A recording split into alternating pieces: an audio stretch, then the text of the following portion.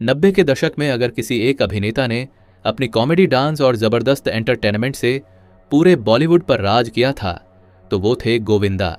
एक ऐसा सुपरस्टार जिसकी फिल्में आते ही थिएटरों में सीटियां और तालियां गूंजने लगती थीं।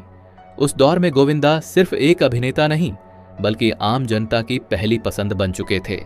लेकिन फिर ऐसा क्या हुआ कि एक समय इंडस्ट्री पर राज्य करने वाला यह सुपरस्टार धीरे धीरे पीछे होता चला गया और शाहरुख खान, सलमान खान और आमिर खान जैसे सितारे उनसे आगे निकल गए। आज की इस वीडियो में हम जानेंगे गोविंदा के सुपरस्टार बनने से लेकर उनके डाउनफॉल तक की पूरी कहानी।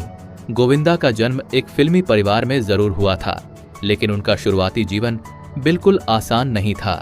उनके पिता अरुण कुमार आहूजा अभिनेता थे, लेकिन बाद में उनका करियर ज्यादा नहीं चल पाया, जिसकी वजह से परिवार को आर्थिक परेशानियों का सामना करना पड़ा। गोविंदा बचपन से ही फिल्मों और डांस के दीवाने थे। वह घंटों आईने के सामने डांस की प्रैक्टिस किया करते थे और सपना देखते थे बॉलीवुड का बड़ा स्टार बनने का। कई जगह रिजेक्शन मिलने के बाद आखिरकार गोविंदा को फिल्मों में मौका मिला। साल 1986 में रिलीज हुई फिल्म इल्जाम उनके करियर की पहली बड़ी फिल्म बनी।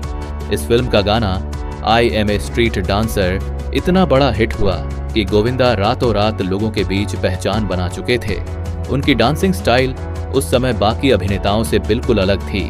जहां बाकी हीरो सिर्फ स्टाइल दिखाते थे, वहीं गोविंदा स्क्रीन पर पूरी एनर्जी के साथ नजर आते थे। धीरे धीरे गोविंदा की फिल्मों की लाइन लगने लगी।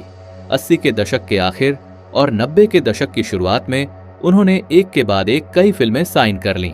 उस दौर में कहा जाता था कि गोविंदा एक साथ इतनी फिल्मों की शूटिंग करते थे कि उन्हें खुद याद नहीं रहता था कि किस फिल्म की शूटिंग कहां चल रही है। इसके बाद आया गोविंदा के करियर का सबसे बड़ा दौर। राजा बाबू, कुली नंबर 1 साजन, चले ससुराल हीरो नंबर 1, दीवाना मस्ताना, बड़े मियां, छोटे मियां और दुल्हे राजा जैसी फिल्मों ने उन्हें कॉमेडी का बादशाह बना दिया। खासकर निर्देशक डेविड धवन के साथ उनकी जोड़ी बॉलीवुड की सबसे सफल जोड़ियों में गिनी जाने लगी। उनकी फिल्मों में कॉमेडी, डांस, रोमांस और फैमिली एंटरटेनमेंट सब कुछ होता था, जिसकी वजह से आम जनता उनसे बहुत ज्यादा जुड़ चुकी थी।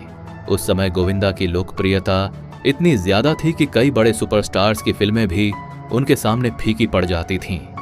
थिएटरों में लोग सिर्फ गोविंदा की कॉमिक टाइमिंग और डांस देखने के लिए जाते थे।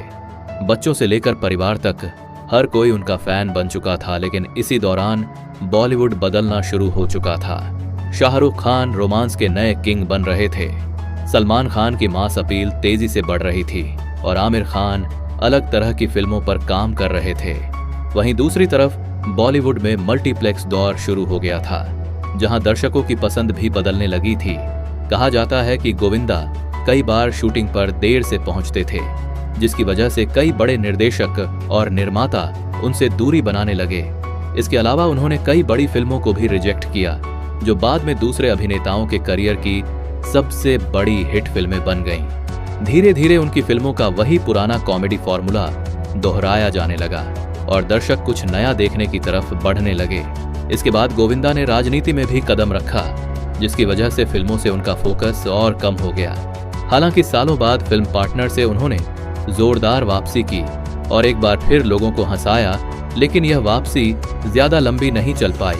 आज भले ही गोविंदा पहले की तरह फिल्मों में नजर नहीं आते, लेकिन 90 के दशक का उनका स्टारडम आज भी लोगों के दिलों में जिंदा है।